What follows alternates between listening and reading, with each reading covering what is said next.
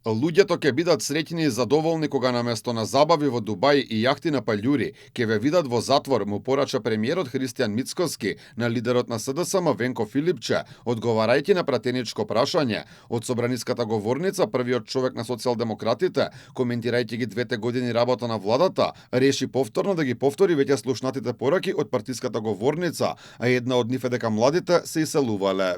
Секој трети човек планира да ја напушти државата. Не затоа што не ја сака Македонија, туку затоа што не гледа можност тука да живее и да напредува. Затоа што ве гледаат вас во Дубај како уживате на Хариџиновиќ, а не сте во затвор. Затоа што гледа таму како уживаат поранешни функционери на јахти, а не се во затвор. Поминаа 2 години, а вие уште уживате на јахтите во паљури, наместо на друго место. Признавам дека сум виновен.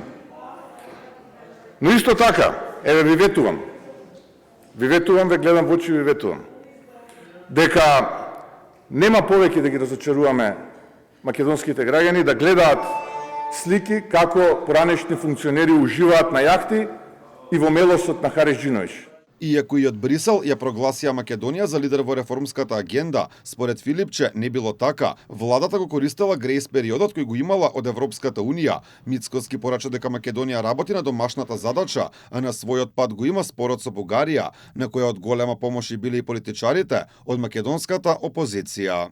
Имаме проблем и се обидуваме од петни жили да го решиме проблемот, и покрај тоа што имаме квинслинзи дома, кои што се обидуваат од внатре да ги нарушат позициите на оваа влада, и кога тоа го гледа спротивставената страна, логично е да рече, па кога ги има оние квинслинзи таму кај нив, што има ние да се мачиме со овие?